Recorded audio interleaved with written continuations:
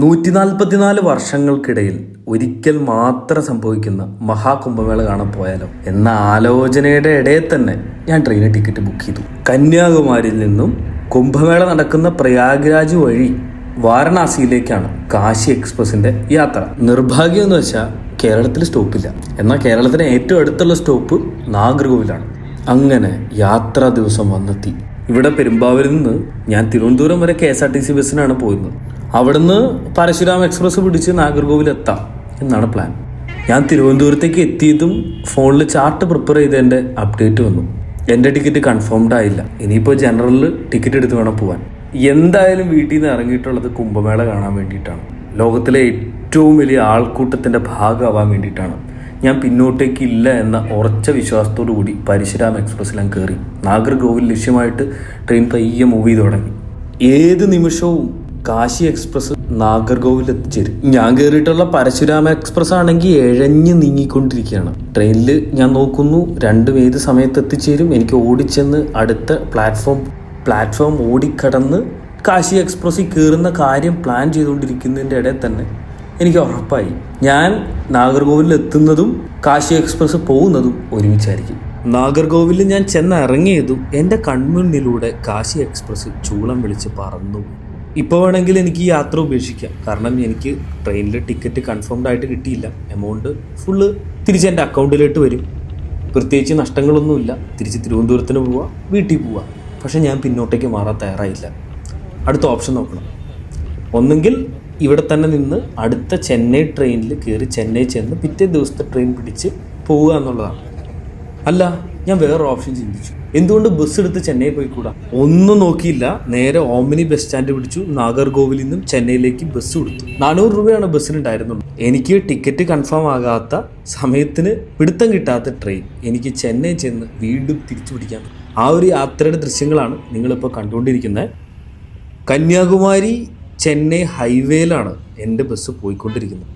മനോഹരമായിട്ടുള്ള റോഡുകൾ, നിരത്തി ടോൾ പ്ലാസകൾ ഉണ്ടെങ്കിലും യാത്രയുടെ ക്വാളിറ്റി എടുത്തു പറയേണ്ടതാണ്. ഒരിക്കൽ പോലും ഒരു ഗട്ടറിൽ ചാടി എൻ്റെ ഉറക്കം നഷ്ടപ്പെട്ടില്ല. പേരമ്പൂർ റെയിൽവേ സ്റ്റേഷനിലാണ് കാശി എക്സ്പ്രസ് വരുന്നത്. ഏറ്റവും അടുത്ത ബസ് സ്റ്റോപ്പിൽ തന്നെ ഞാൻ ഇറങ്ങി. 12:45 ട്രെയിൻ വരുന്നത്. ഞാൻ 9:45 ആകുമ്പോഴത്തേക്കും ഇവിടെ എത്തി. ട്രെയിൻ യാത്രയുടെയും ബസ് യാത്രയുടെയും ഡിഫറൻസ് 4 മണിക്കൂർ. അതായത് ട്രെയിനും ബസ്സും ഒരുമിച്ച് ഒരേ പോയിന്റിൽ നിന്ന് സ്റ്റാർട്ട് ചെയ്താൽ ട്രെയിൻ എത്തുന്നതിനേക്കാൾ 4 മണിക്കൂർ നേരത്തെ ബസ് എത്തും. പേരമ്പൂരിലേക്കുള്ള ബസ് സ്റ്റോപ്പിന് മുമ്പിലാണ് ഞാനിപ്പോൾ നിൽക്കുന്നത്. ചെന്നൈ നഗരത്തിൻ്റെ പ്രാന്തപ്രദേശത്തുള്ള ചെറിയ കടകളാണ്. രാഷ്ട്രീയം കൊണ്ടായിക്കോട്ടെ, വിശ്വാസം കൊണ്ടായിക്കോട്ടെ, എതിർ ധ്രുവത്തിൽ നിൽക്കുന്ന ഇന്ത്യയിലെ തന്നെ വേറൊരു പ്രദേശത്തേക്കാണ് ഞാനിനി യാത്ര ചെയ്യാൻ പോകുന്നത്. ബസ്സുകളിലെല്ലാം നല്ല തിരക്കാണ്. ഞാനതുകൊണ്ടൊരു റാപ്പിഡോ അങ്ങ് പോകും. ഇന്നത്തെ ആദ്യത്തെ ഓട്ടാണെന്ന് തോന്നുന്നു. റാപ്പിഡോ ചേട്ടനാണെങ്കിൽ അതിൻ്റെ നല്ല ഉത്സാഹത്തിലുമാണ്. മറ്റാരുടെയോ വണ്ടി റെന്റിനെടുത്താണ് അദ്ദേഹം ഓടിക്കുന്നത്. പേരമ്പൂർ റെയിൽവേ സ്റ്റേഷനടുത്ത് ഭക്ഷണം കഴിക്കാൻ നല്ല വെജിറ്റേറിയൻ കടകൾ എന്തെങ്കിലും ഉണ്ടോ എന്നുള്ള ചോദ്യത്തിന് ഉണ്ട്, ഒന്നും കൊണ്ട് പേടിക്കണ്ട. അവിടെ ഒരുപാട് ഓപ്ഷൻസ് ഉണ്ട്. വെജിറ്റേറിയൻ വേണമെങ്കിൽ വെജിറ്റേറിയൻ ഉണ്ട്, നോൺ വെജ് വേണമെങ്കിൽ നോൺ വെജ് ഉണ്ട്. എനിക്ക് ആശ്വാസം. അങ്ങനെ ചെന്നൈ നഗരത്തെ ആസ്വദിച്ച് ഞാൻ പേരമ്പൂർ റെയിൽവേ സ്റ്റേഷനിലെത്തി. അദ്ദേഹം കാണിച്ച QR കോഡ് ഞാൻ സ്കാൻ ചെയ്തു. പേയ്മെൻറ്റ് ഡൺ എന്ന് റാപ്പിഡോയുടെ ആപ്ലിക്കേഷനിൽ അപ്ഡേറ്റ് കിട്ടുകയും. അങ്ങനെ തലയിലിരുന്ന ഹെൽമെറ്റ് ഊരി കൊടുത്തു. പയ്യെ ഞാൻ നല്ലൊരു വെജിറ്റേറിയൻ ഹോട്ടൽ ലക്ഷ്യമാക്കി നടന്നുകൊണ്ടേയിരുന്നു. അതാ നല്ലൊരു ഹോട്ടൽ കൺമുന്നിൽ തെളിഞ്ഞു കണ്ടിരിക്കുകയാണ്. നേരെ പൂരിയും ഒരു സെറ്റങ്ങ് ഓർഡർ ചെയ്തു. നല്ല ക്രിസ്പി ആയിട്ടുള്ള ചൂട് മാറുന്ന പൂരി.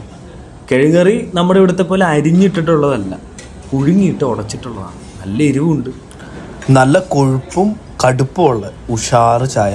അടിയിലിങ്ങനെ പഞ്ചസാര തരികളായിട്ട് അടിഞ്ഞു കിടക്കായിരുന്നു. ഒന്ന് ഡബറയിൽ ഇളക്കി കഴിഞ്ഞപ്പോൾ കറക്റ്റായി. ഒരു സെറ്റ് ഇഡ്ഡലിയും കഴിച്ച് ഞാൻ പയ്യെ പുറത്തേക്ക് ഇറങ്ങി. നോക്കിക്കഴിഞ്ഞപ്പോൾ റാപ്പിഡോയ്ക്ക് കൊടുത്ത പൈസ ഡെബിറ്റ് ആയിട്ടില്ല, ട്രാൻസാക്ഷൻ ഫെയിൽഡ് ആണ്. ആ പാവം മനുഷ്യൻ്റെ ശമ്പളത്തിൽ നിന്ന് പോകും പൈസ. ഞാൻ വീണ്ടും പേയ്മെൻറ്റ് നടത്തി. യെസ്, പേയ്മെൻ്റ് ആണ്. ട്രെയിൻ വരാൻ ഇനിയും 2 മണിക്കൂറോളം സമയമുണ്ട്. ചെന്നൈ സെൻട്രലിലെ തിരക്കൊഴിവാക്കാൻ വേണ്ടിയിട്ടാണ് ദീർഘദൂര ട്രെയിനുകൾ ഇതുവഴി കടന്നു പോകുന്നത്. അതുകൊണ്ട് വലിയൊരു തിരക്ക് അവിടെ നിന്ന് ഒഴിവാക്കാൻ പറ്റും. പ്രധാന റോട്ടിൽ നിന്നും മീറ്ററുകൾ മാത്രമേ ഉള്ളിലേക്ക് കയറിയുള്ളൂ. ഇത്തരത്തിലുള്ള വിജനമായിട്ടുള്ള വഴിയായിട്ട് മാറി. കുട്ടികളെല്ലാം സ്കൂളിൽ പോയതുകൊണ്ടായിരിക്കും ഈ വഴികളെല്ലാം ഉറങ്ങിക്കിടക്കുന്നത്. ഇന്നലെ ഈ സമയത്ത് ഞാൻ ചിന്തിച്ചിട്ട് പോലുമില്ല ഇപ്പോൾ ഇവിടെ ഞാൻ ചെന്നൈയിലായിരിക്കുമെന്ന്. ചില യാത്രകളൊക്കെ അങ്ങനെയാണ്, നമ്മൾ പ്ലാൻ ചെയ്ത പോലെ ഒന്നും നടക്കില്ല. എന്തായാലും നമ്മൾ മുമ്പോട്ടേക്ക് തന്നെ. ചിലപ്പോൾ അത് നമ്മളെ അതിമനോഹരമായിട്ടുള്ള എവിടെയെങ്കിലേക്ക് എത്തിച്ചേർത്തേക്കാം. എല്ലാ കെട്ടിടങ്ങളുടെ മുമ്പിലും കോലം വരച്ചിട്ട് വിഘ്നേശ്വരന്റെ ഒരു ചെറിയ പ്രതിഷ്ഠയാണ് മനോഹരമായിട്ട് തന്നെ സ്ഥാപിച്ചിരിക്കുന്നത്. ഞാൻ പതിയെ റെയിൽവേ സ്റ്റേഷനിലേക്ക് കടന്നു. അത്ര വലിയ റെയിൽവേ സ്റ്റേഷനൊന്നും അല്ല, എന്നാലും റോഡിൽ നല്ല തിരക്കുണ്ട്. ഓട്ടോറിക്ഷകളാണ് അവിടെയും റോഡ് ഭരിക്കുന്നത്. ബ്രിട്ടീഷുകാരുടെ ആദ്യകാല താവളങ്ങളിൽ ഒന്നായിരുന്നു പേരമ്പൂർ. 1850 തന്നെ ഇവിടെ റെയിൽവേ സ്റ്റേഷൻ വന്നിട്ടുണ്ടായിരുന്നു. അതുകൊണ്ട് ചെന്നൈയിലെ തന്നെ ആംഗ്ലോ ഇന്ത്യൻ സെന്റർ ആയിട്ട് കണക്കാക്കപ്പെടുന്നത് പേരമ്പൂരാണ്. അങ്ങനെ പെരുമ്പാവൂരിൽ നിന്ന് പേരമ്പൂര് വരെ യാത്ര ചെയ്യാൻ ഞാൻ 24 മണിക്കൂർ എടുത്തിരിക്കുകയാണ്. അങ്ങനെ ഞാൻ റെയിൽവേ സ്റ്റേഷൻ്റെ അകത്തേക്ക് നടന്നു. ചെന്നൈ മെട്രോ റെയിലിൻ്റെ പണികൾ അവിടെ തകൃതിയായിട്ട് തന്നെ നടന്നുകൊണ്ടിരിക്കുന്നുണ്ട്. ഓഫീസ് ടൈമിൻ്റെ തിരക്ക് കഴിഞ്ഞതുകൊണ്ടാവാം ഏറെക്കുറെ വിജനമാണ്. കഴിഞ്ഞ വർഷം തിരുവനന്തപുരത്ത് നിന്ന് ആലുവയിലേക്കുള്ള ട്രെയിനിൽ ജനറൽ കമ്പാർട്ട്മെന്റിൽ തിരക്കായതുകൊണ്ട് ബർത്തി കയറിയിരുന്നപ്പോൾ അവിടെ വെച്ച് പരിചയപ്പെട്ട സുഹൃത്താണ് ജിഷ്ണു. അദ്ദേഹവും ഈ ട്രെയിനിൽ കുംഭമേള നഗരിയിലേക്ക് പോകുന്നുണ്ട്. എന്ത് ശാന്തമായിട്ടാണ് ഇവൻ കിടന്നുറങ്ങുന്നത് ഞാൻ ആലോചിക്കുകയാണ്. ചുറ്റും ആൾക്കാർ ഓടിച്ചാടി കിടക്കുന്നുണ്ട്. വെയിലും തണുപ്പും കൃത്യമായിട്ട് ബാലൻസ് ചെയ്തിട്ടാണ് ആശാൻ കിടക്കുന്നത്. ഇനി എന്നാണ് കൃത്യമായിട്ട് ചാർജ് ചെയ്യാൻ പറ്റുന്നൊന്നും ഐഡിയ ഇല്ലാത്തതുകൊണ്ട് ഞാൻ ചാർജ് ചെയ്യാൻ തീരുമാനിച്ചു. അവൻ്റെ ഉറക്കത്തിൻ്റെ പൊസിഷൻ കാണാൻ തന്നെ എന്ത് ഭംഗി. മനുഷ്യർ ഉറങ്ങുന്ന പോലെയാണേ ഉറങ്ങുന്നത്. ട്രെയിൻ വരാൻ ഇനിയും 1 മണിക്കൂറോളം സമയമുണ്ട്. വൃത്തിയുള്ള ഒതുങ്ങിയ ഒരു സ്ഥലം നോക്കി ഞാൻ നടന്നു. ഉറങ്ങുന്നവർക്ക് കാവലായി ആരെങ്കിലുമൊക്കെ അവിടെ ഉണർന്നിരിക്കുന്നുണ്ട്. ഉറങ്ങുന്നവരുടെ സമ്പത്തും സ്വപ്നങ്ങളും തടസ്സപ്പെടാതിരിക്കും, നഷ്ടമാകാതിരിക്കും. ഇനിയുള്ള എൻ്റെ 2 ദിവസത്തെ ആഹാരമാണ് കയ്യിൽ. ലെമൺ റൈസ് ആണ്. 2-3 ദിവസം വരെയൊക്കെ കേടാകാതിരിക്കും. ഇത് വെച്ച് വേണം സർവൈവ് ചെയ്യാൻ. ഏറെ നേരത്തെ നടക്കലിന് ശേഷം ശാന്തമായി സമാധാനമായിട്ട് ഞാൻ അവിടെ ഇരുന്ന് ചുറ്റുപാട് നിരീക്ഷിച്ചുകൊണ്ടേയിരുന്നു. ചിലരൊക്കെ എന്നെ നോക്കുന്നുണ്ട്, ചിരിക്കുന്നുണ്ട്. ക്യാമറയും ട്രൈപോഡും കണ്ടിട്ട് എല്ലാവരും എന്നെ ഉറ്റുനോക്കുന്നത് കണ്ടപ്പോൾ എനിക്ക് ചിരി വന്നു. അവരെ ഷൂട്ട് ചെയ്യണോ എന്ന് ഞാൻ ചോദിച്ചു. അപ്പോൾ ആ മനുഷ്യൻ ഷൂട്ട് ചെയ്യണോ എന്ന് പറഞ്ഞു. ഞാൻ നേരെ തിരിച്ചു ക്യാമറ. നമ്മുടെ ഇന്നസെന്റിനെ പോലുള്ളൊരു മനുഷ്യൻ. അയാളുടെ കഥ പക്ഷേ ഭയങ്കര കഷ്ടമാണ്. ആസമിലെ ഗുവാഹത്തിയിൽ നിന്നും ചെന്നൈയിലേക്ക് ജോലി അന്വേഷിച്ച് വന്നാണ് അദ്ദേഹം. 2 മാസം ജോലി ചെയ്തു. 3-ാമത്തെ മാസം ശമ്പളം ചോദിച്ചു കഴിഞ്ഞപ്പോൾ വീട്ടിൽ പൊക്കോളാൻ പറഞ്ഞു. എന്തെങ്കിലും നിവൃത്തി ഉണ്ടായെങ്കിൽ ഒരു കാരണവശാലും മറ്റൊരു സ്ഥലത്ത് പോയി ജോലി ചെയ്യരുത്, നാട്ടിൽ തന്നെ ജോലി ചെയ്യണം എന്നാണ് അദ്ദേഹം പറഞ്ഞുകൊണ്ടിരിക്കുന്നത്. ഞാൻ ചുരുങ്ങിയ സമയം കൊണ്ട് തന്നെ അദ്ദേഹത്തോട് കമ്പനിയായി. അദ്ദേഹത്തിൻ്റെ മുതിർന്ന ജ്യേഷ്ഠനാണ് അവിടെ കിടന്നുറങ്ങുന്നത്, കാവലിൽ നിൽക്കുകയാണ്. ഒരുപാട് പ്രതീക്ഷകളുമായിട്ട് ഈ നഗരത്തിൽ വന്നിറങ്ങിയവരാണ്.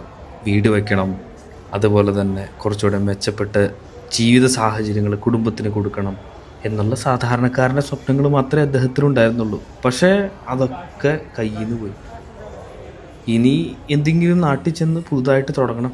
ചെന്നൈ നഗരത്തിൽ അദ്ദേഹത്തിന് നേരിട്ട മോശ അനുഭവം എല്ലാവരോടും സംസാരിക്കണം, ആർക്കും ഈ ഗതി വരരുത് എന്ന രീതിയിലാണ് അദ്ദേഹം സംസാരിക്കുന്നത്. ഈ പാവം മനുഷ്യന് ഒരുപാട് പ്രതീക്ഷ കൊടുത്തിട്ടായിരിക്കും ഇവിടെ കൊണ്ടുവന്ന് ശമ്പളം ഇല്ലാതെ പണിയെടുപ്പിച്ചിട്ടുള്ളത്. എന്നിട്ട് ചതിച്ചു. തന്നേക്കാൾ അതിശക്തരായിട്ടുള്ള ഗോലിയാത്തുമാർക്കെതിരെ ഇദ്ദേഹത്തെ പോലുള്ള ദാവീദുമാർ, നമ്മളെപ്പോലുള്ള ദാവീദുമാർ തൊടുത്തുവിടുന്ന ചെറിയ ചെറിയ കല്ലുകളാണ് ഈ സമൂഹത്തിൽ എന്തായാലും മാറ്റം കൊണ്ടുവരാൻ പോകും. ഞാൻ അദ്ദേഹത്തോട് പറഞ്ഞു, നിങ്ങൾ ഒന്നും നോക്കണ്ട, അടുത്ത കേരളത്തിലേക്കുള്ള ട്രെയിനിൽ കയറിക്കോ. ഇവിടെ പണിയെടുത്താൽ പൈസ കിട്ടും, ഇല്ലെങ്കിൽ വാങ്ങിച്ചു തരാനുള്ള ആണുങ്ങൾ ഇവിടെ ഉണ്ട്. നടക്കാതെ പോയിട്ടുള്ള സ്വപ്നങ്ങളെ കുറിച്ചാണ് അദ്ദേഹം പറയുന്നത്. ഇത് പറയുമ്പോൾ എൻ്റെ ശബ്ദത്തോടെ വളരെ വൈകാരികമായിട്ട് പ്രതികരിക്കുമ്പോൾ ഇനി ആർക്കും ഈ ഒരു അബദ്ധം പറ്റരുതെന്ന് അദ്ദേഹം പറയുന്നുണ്ട്. നാടും വീടും ഉപേക്ഷിച്ച് മറ്റൊരു നാട്ടിൽ ചെന്ന് ഊണും ഉറക്കമില്ലാതെ എങ്ങനെയെങ്കിലും ഒരു കര പറ്റണം എന്ന് വിചാരിച്ചുകൊണ്ട് ജോലി ചെയ്തതിൻ്റെ പൈസയാണ് തരാതിരിക്കുന്നത്.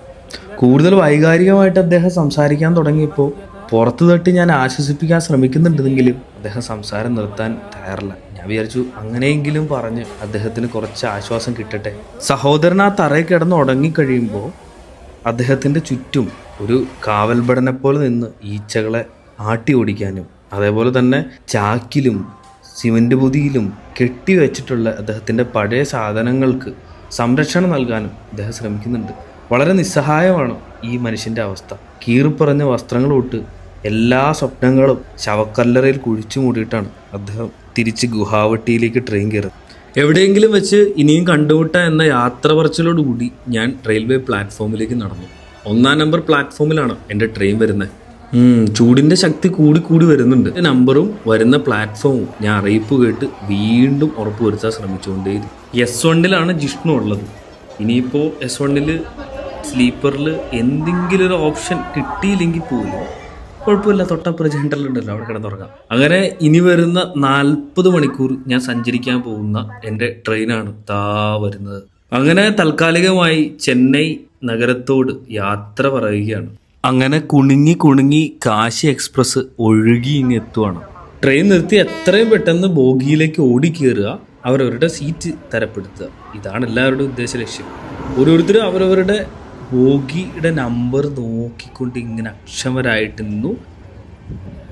മുമ്പിലേക്ക് പോയ ബോഗികളിലേക്ക് ചിലർ ഓടിത്തുടങ്ങി. ഞാൻ പയ്യാണ് നടക്കാൻ തുടങ്ങിയത്, കാരണം 10-15 മിനിറ്റ് വെയിറ്റിംഗ് ഉണ്ടെന്ന് എനിക്കറിയാം. നാഗർകോവിലിൽ എനിക്ക് പിടുത്തം തരാത്ത ട്രെയിൻ അങ്ങനെ ഞാൻ ചെന്നൈയിൽ എത്തിപ്പിടിച്ചിരിക്കുകയാണ്.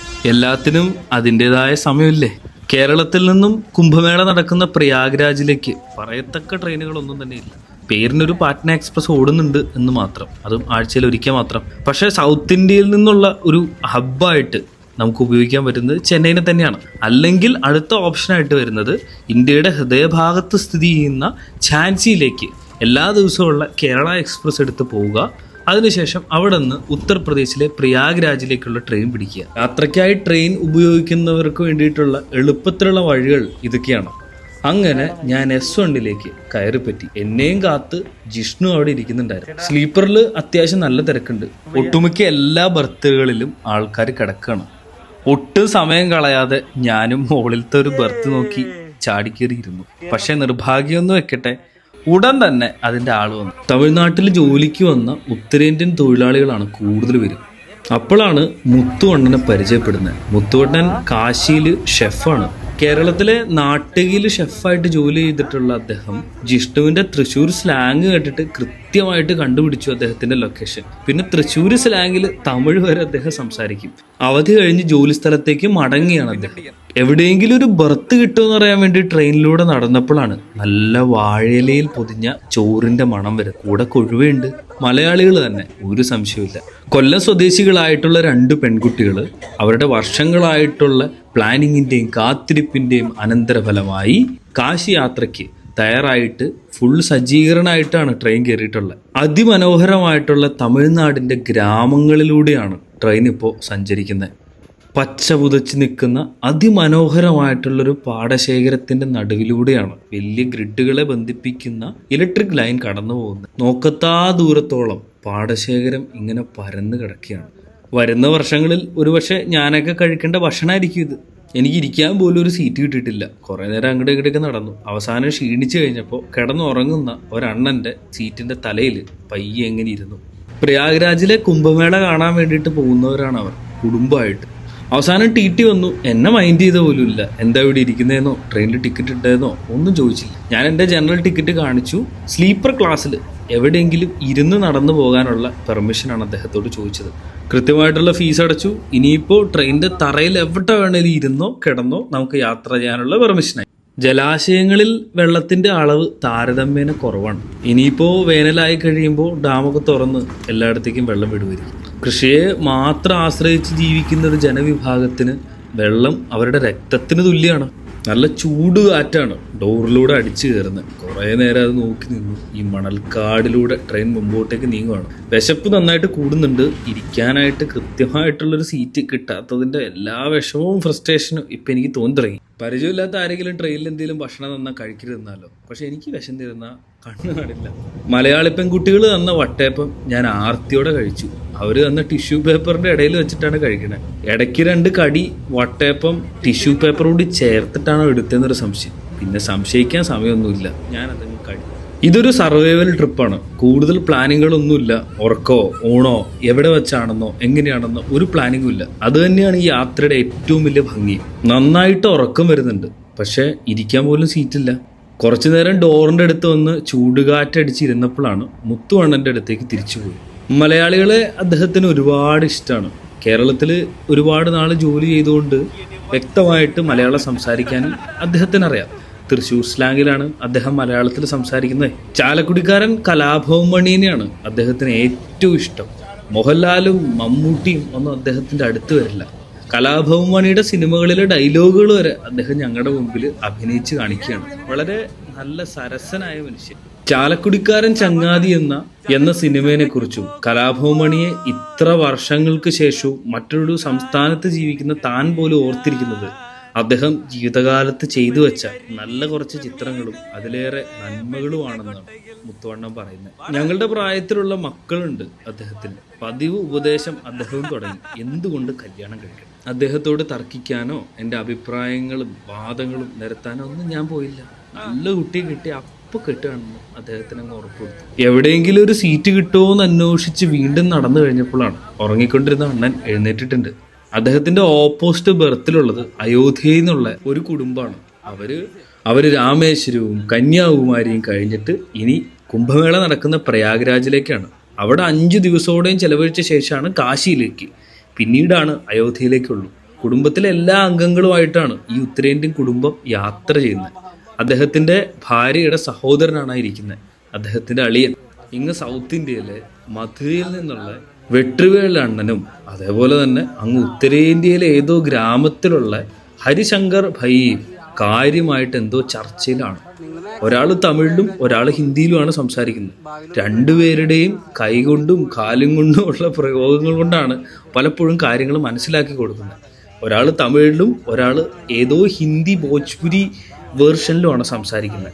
എനിക്ക് അവിടെ ഇവിടെ നിന്നൊക്കെ കാര്യങ്ങൾ, ഹിന്ദിയിലെ കാര്യങ്ങളും തമിഴിലെ കാര്യങ്ങളും ഒരു ഐഡിയ കിട്ടുന്നുണ്ട്. ഞാൻ അങ്ങോട്ടും ഇങ്ങോട്ടും ഒക്കെ ട്രാൻസ്ലേറ്റ് ചെയ്ത് കൊടുക്കാൻ ശ്രമിക്കുന്നുണ്ട്.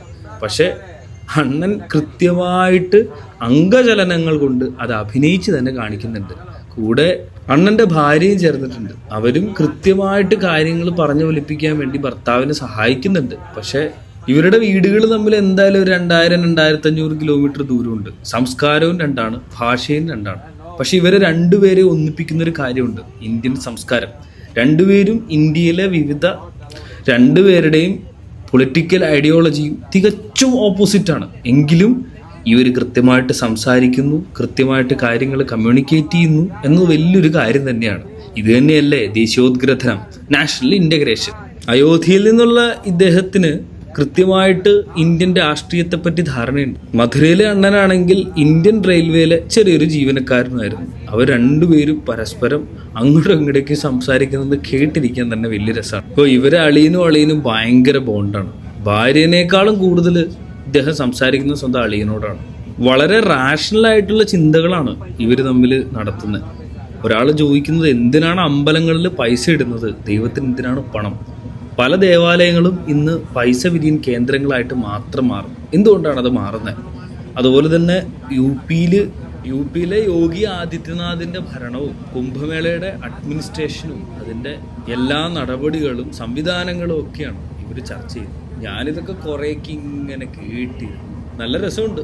കുറേയൊക്കെ ഭാഷയുടെ തടസ്സങ്ങളൊക്കെ ഉണ്ടെങ്കിലും അവരതിനെ ബുദ്ധിപൂർവ്വം കൈകാര്യം ചെയ്ത് മാറ്റുവാണ്. ഇന്ത്യയുടെ വിവിധ ഭാഗങ്ങളിലായി താമസിക്കുന്ന ഞങ്ങൾ 3 പേരെയും ഒരേപോലെ ഇവിടെ ഇരുത്തി ഇത്തരത്തിൽ സംസാരിപ്പിക്കുന്ന ഒരൊറ്റ ഘടകമുള്ളൂ, അത് കുംഭമേളയാണ്.